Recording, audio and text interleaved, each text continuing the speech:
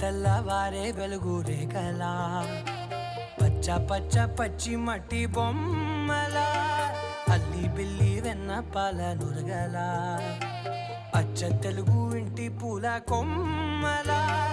దేవదేవుడే పంపగా ఇలా దేవతే మా ఇంట అడుగే పెట్టెనంట బ్రహ్మ కళ్ళలో కాంతులే